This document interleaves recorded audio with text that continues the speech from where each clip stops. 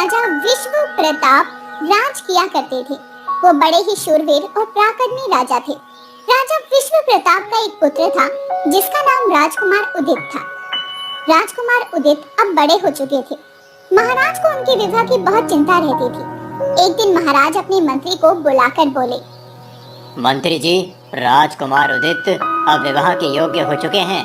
आप उनके लिए एक अच्छी सी राजकुमारी ढूंढना शुरू कर दीजिए। योग्य राजकुमारी मिलते ही हम राजकुमार का विवाह करा देंगे।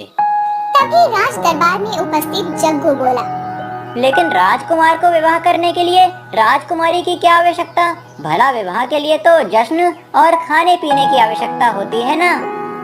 जग्गू की बात को सुनकर दरबार में उपस्थित सभी दरबारी हंसने लगे और उसकी बात पर मंत्री जी बोले, आपने सही कहा महाराज। आसपास के राज्यों में मैं आज ही खबर भेज देता हूँ और जैसे ही हमें राजकुमार की पसंद की राजकुमारी मिलेंगी हम उनका विवाह करा देंगे।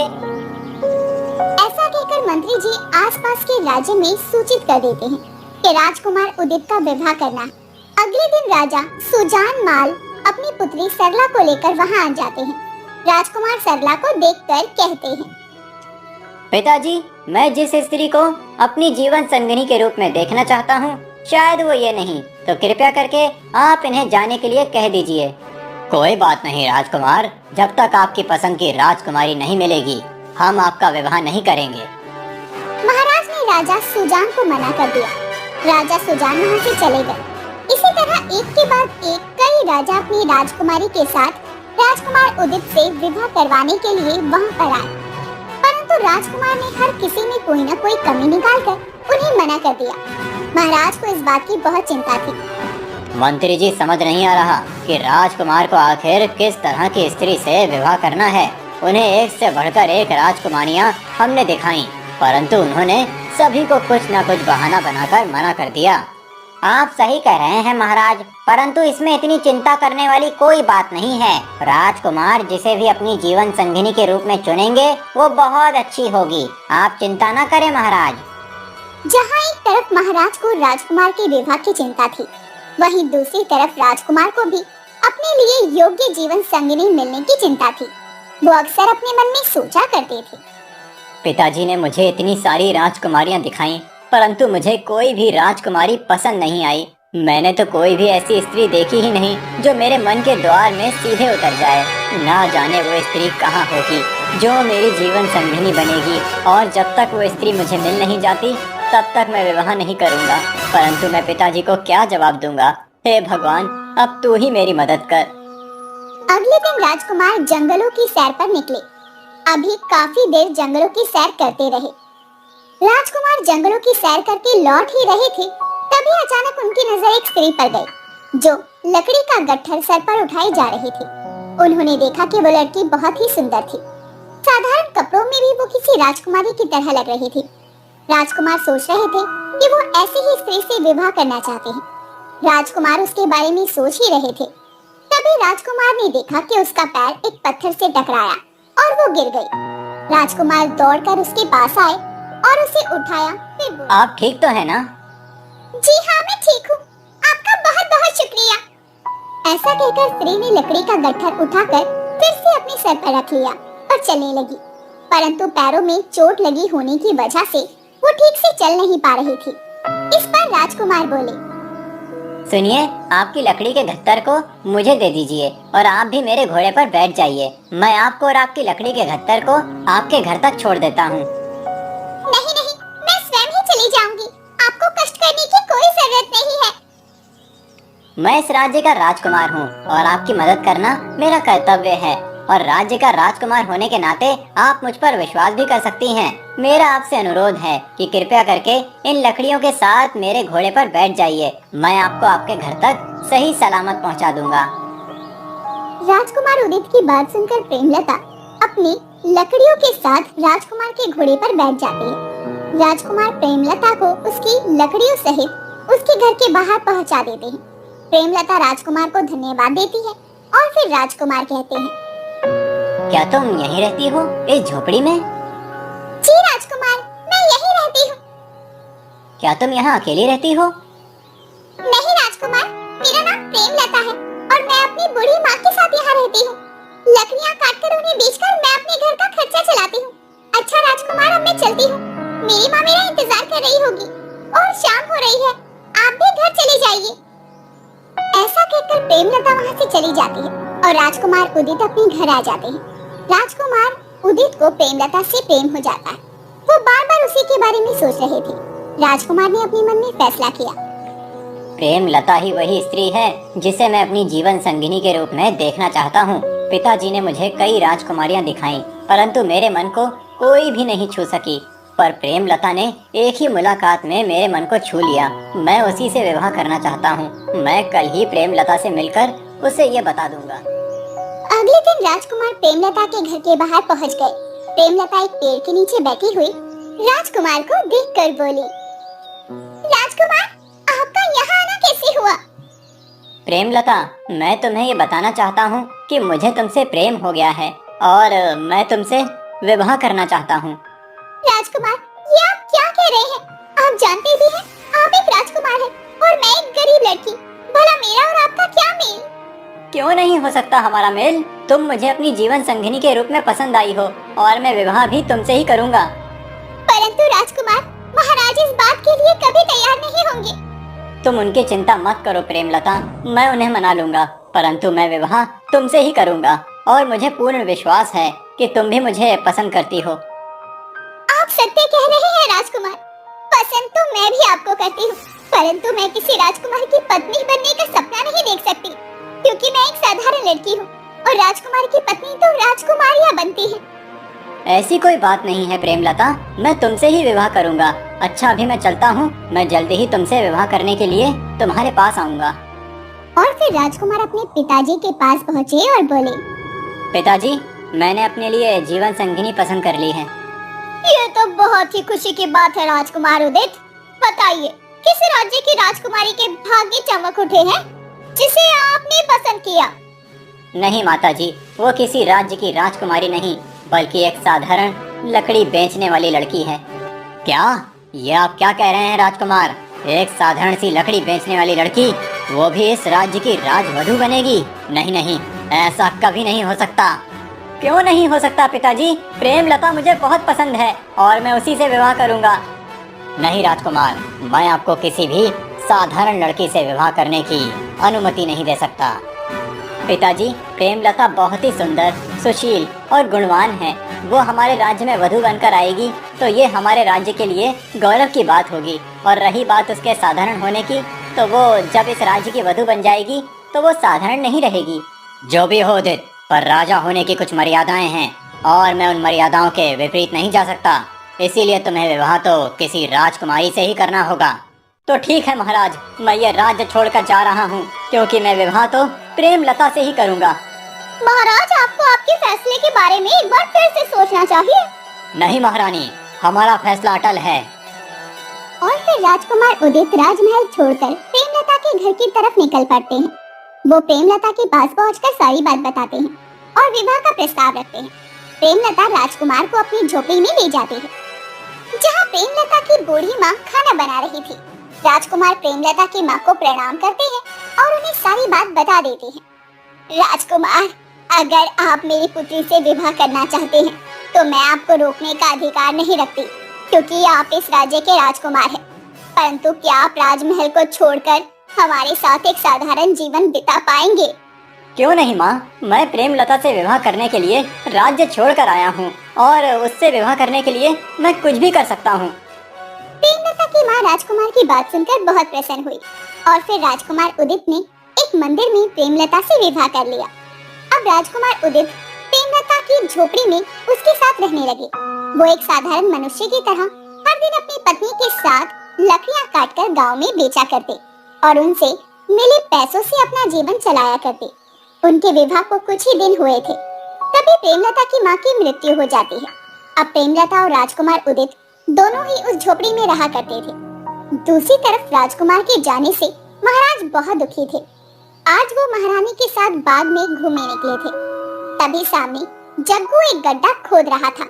महारानी उसे देखकर बोली, अरे जग्गू, तुम यहाँ पर गड्ढा क्यों खोद रहे हो? वो इसीलिए महारानी, क्योंकि मैंने सुना है सब्र का फल मीठा होता है, तो बस मैं सब्र का बीज ढूंढकर लगाऊंगा और उसे इस गड्ढे में लगाऊंगा, फिर जल्दी ही वो फल उग जाएगा और मैं उसे खाऊंगा, क्योंकि मुझे मीठा फल खाना पसंद है। राजा और रानी जग्गू की बात सुनकर हंसने लगे। राजकुमार को गए काफी समय बीत चुका था, परंतु महाराज और महारानी उन्हें भूल नहीं पाए थे। एक दिन महाराज और महारानी अपने कक्ष में चिंतित अवस्था में बैठे थे। तभी मंत्री जी ने आकर उन्हें सूचना दी। महाराज, एक बहुत बुरी खबर है। सुजानगढ़ के राजा वीरभद्र ने हमारे राज्य पर हमला कर दिया है। यदि ऐसी बात है तो युद्ध की तैयारी की जाए। और फिर दोनों राजाओं के बीच घमासान युद्ध होता है। इस युद्ध में राजा विश्व प्रताप पराजय हो जाते हैं और राजा वीरभद्र राजा विश्व प्रताप और उनकी रानी दोनों को बंदी बनाकर कारावास में डाल देते हैं और स्वयं सिंहासन पर बैठकर उस राज्य पर राज करने लगते हैं।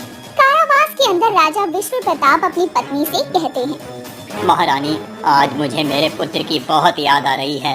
अगर वो मेरे साथ होता तो शायद हम ये राज्य कभी नहीं हारते।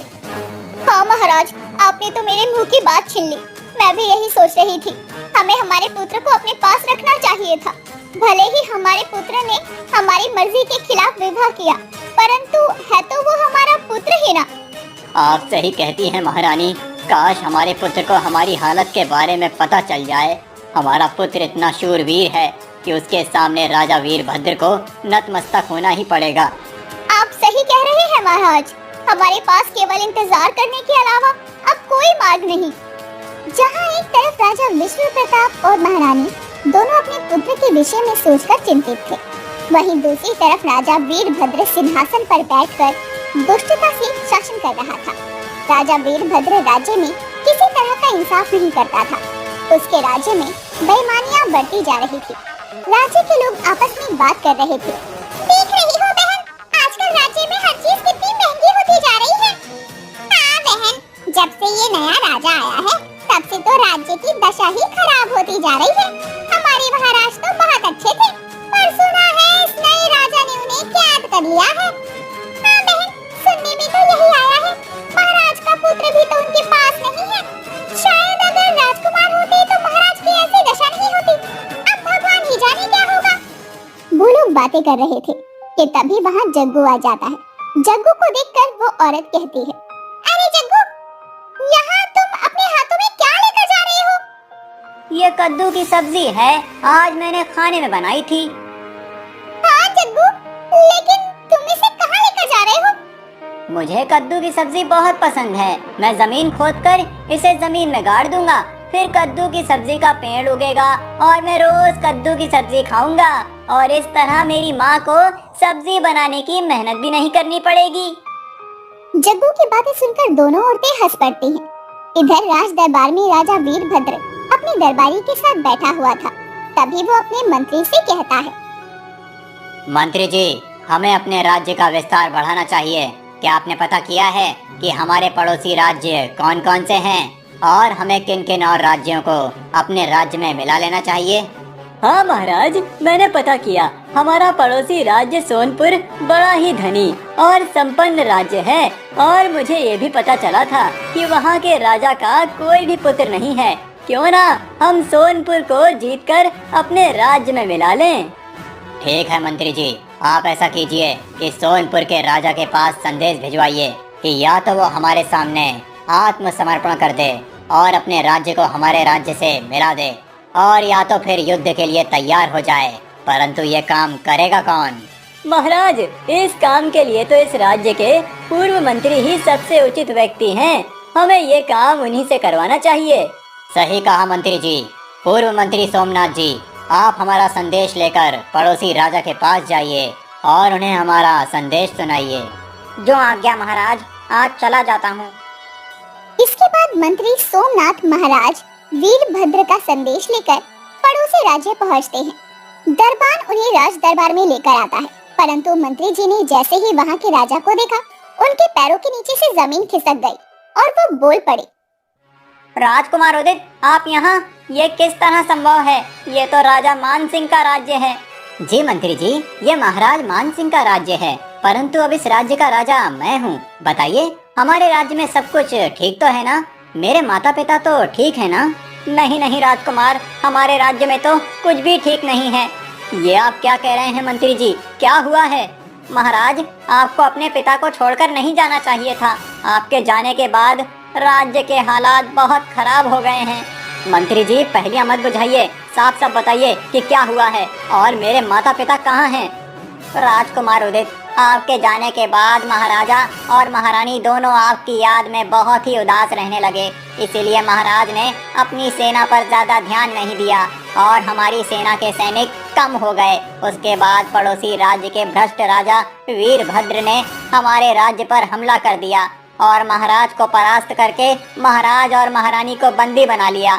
और राजा वीरभद्र ने ये संदेश भेजा है कि आप या तो आत्मसमर्पण कर दें या तो फिर युद्ध के लिए तैयार हो जाएं, क्योंकि वो इस राज्य को भी जीतना चाहते हैं।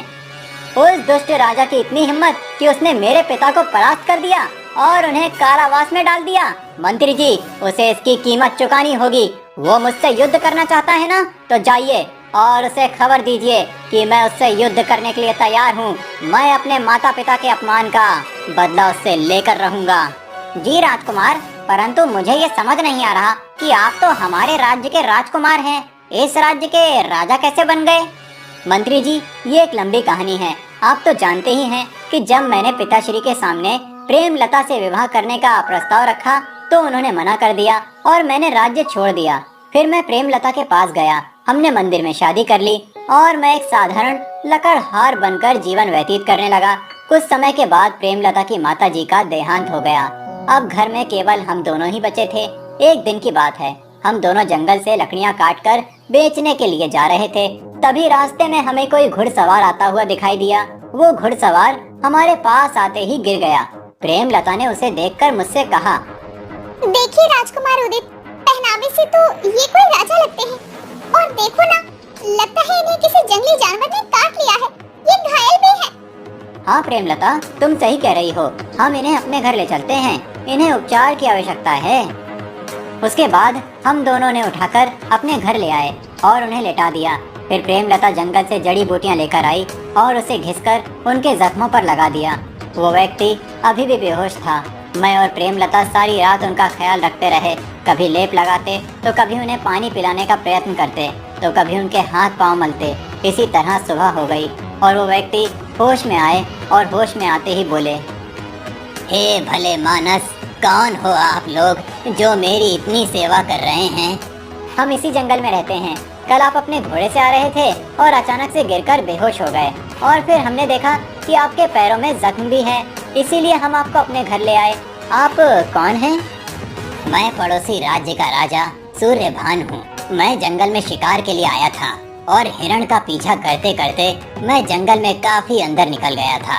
और फिर जब मैंने पीछे मुड़कर देखा तो मेरे सारे सैनिक पीछे छूट गए थे। मुझे कोई भी दिखाई नहीं दे रहा था। तभी अचानक से मुझ पर सामने से एक शेर ने हमला कर दिया। मैंने अपनी तलवार लेकर उससे युद्ध किया और उसे मार दिया, परंतु इस युद्ध में उसने मेरे पैर काट दिए थे और मेरे पैर जख्मी हो गए थे। मैं अपने घर की तरफ वापस जा रहा था, तभी रास्ते में गिरकर बेहोश हो गया। ठीक है महाराज, अब आप स्वस्थ हैं और अपने घर जा सकते हैं। आप दोनों का बहुत बहुत शुक्रिया। आप दोनों इतने घने जंगल में अकेले ही रहते हैं? जी महाराज। फिर उदित ने महाराज सूर्यभान को अपनी सारी कहानी सुनाई। ये सब सुनकर महाराज सूर्यभान बोले, राजकुमार उदित, अगर आप बुरा न मानो तो मैं आपको कुछ कहना चाहता हूँ। निश्चित होकर कहिए महाराज। राजकुमार उदित, मेरी कोई संतान नहीं है और मेरी पत्नी महारानी लीलावती का वर्षों पहले स्वर्गवास हो गया और मेरी भी तबीयत अब ठीक नहीं रहती है। इसीलिए अपने राज्य का कार्यभार संभालने के लिए मुझे एक योग्य युवक की तलाश थी। तुम दोनों मेरे साथ चलो। मैं तुम्हारा राज्याभिषेक करके तुम्हें महाराज और महारानी बनाना चाहता हूँ, ताकि मैं अपनी जिम्मेदारियों से मुक्त होकर जीवन का अंतिम समय सुकून से काट सकूं। मना मत करना, मुझे तुम्हारी बहुत जरूरत है। इसके बाद मैं और प्रेमलता महाराज के साथ उनके राज्य चले गए। महाराज ने हम दोनों का राज्याभिषेक कर दिया और मैं राजा बनकर राज्य के कामकाज को संभालने लगा। प्रेमलता भी मेरी मदद करने लगी। कुछ ही दिनों बाद महाराज की तबीयत बहुत बिगड़ गई और जल्दी ही उनका निधन हो गया। मैं समझ गया महाराज उदित, ये भाग्य का लिखा है। आपके भाग्य में राजा बनना था, इसीलिए आप राजा ही बने, और महारानी प्रेमलता के भाग्य में आपकी पत्नी बनना था, इसीलिए वो आपकी धर्म पत्नी बनी। भाग्य के लिखे को कोई नहीं टाल सकता। शायद अब तक महाराज को भी ये बात समझ में आ गई होगी, परंतु ये बात समझने में महाराज ने बहुत देर लगा दी। नहीं मंत्री जी, कोई देर नहीं हुई है। आप देखिए, मैं सब कुछ ठीक कर दूंगा। आप पिताजी को ये संदेश दीजिए कि अब वे किसी तरह की चिंता न करें। उनके पुत्र को सारी बात पता चल गई है। थोड़ा इंतजार करें, मैं उस दुष्ट राजा को हरा दूंगा और अपने पिता और अपनी माता और अपनी प्रजा को उसकी दुष्टता से आजाद करवाऊंगा। जी राजकुमार, भगवान आपको सफल करे। मैं जाता हूँ और ये संदेश राजा वीरभद्र को देता हूँ और आपके माता पिता तक भी ये संदेश पहुँचाता हूँ। मंत्री अपने राज्य वापस आ जाते हैं और महाराज वीरभद्र को सारी बात बताते हैं। महाराज वीरभद्र ये सुनकर कहते हैं, ठीक है, तो मंत्री जी युद्ध की तैयारी आरंभ कर दी जाए। इसके बाद मंत्री चुपचाप वहाँ से कैद खाने में जाते हैं और महाराज को सारी बात बताते हैं। ये सुनकर महाराज विश्व प्रताप कहते हैं, मंत्री जी, मुझे पूरा विश्वास था कि अगर मेरे पुत्र को ये सारी बातें पता चलेंगी तो वो अवश्य ही युद्ध करके इस दुष्ट राजा को हराकर मुझे आजाद कराएगा। देखा महारानी, अब हमारे पुत्र को सारी बात पता चल गई है। तुम देखना, अब हम इस कैद खाने में ज्यादा दिन नहीं रहेंगे। आप सही कह रहे हैं महाराज, हमारा पुत्र अब जल्दी ही आएगा और हमें छुड़ाकर ले जाएगा। और अब तो हमारी पुत्र वधू भी साथ है, हम भी उन दोनों का राज्य अभिषेक बड़ी धूमधाम से करेंगे। ठीक है मंत्री जी, अब आप जल्दी से यहाँ से जाइए, कहीं कोई देख ना ले। और हाँ, समय समय पर हमें सूचना देते रहिएगा। जी महाराज। और फिर मंत्री जी वहाँ से चले गए। दोनों राज्य के राजा अपने अपने राज्य में युद्ध की तैयारी में लग गए। कुछ समय बाद दोनों राजाओं के सैनिकों के बीच घमासान युद्ध हुआ और दोनों राजा भी आमने सामने थे। उन दोनों का भी घमासान युद्ध होने लगा। तभी राजा वीरभद्र के हाथों से तलवार छूटकर गिर गई। तब महाराज उदित ने उसके गले पर तलवार रखी और बोले, यदि मैं चाहूँ तो तुम्हारा भी कत्ल कर सकता हूँ, परंतु मैं ऐसा करूँगा नहीं, क्योंकि तुमने मेरे माता पिता को कारागार में डाल रखा है। मैं उनके हाथों से तुम्हें भी कारागार में डलवाऊंगा। जब राजा वीरभद्र ने उनके मुंह से माता पिता सुना तो वो चौंक गए और उन्होंने पूछा, इस राज्य के राजा तुम्हारे माता पिता? कौन हो तुम?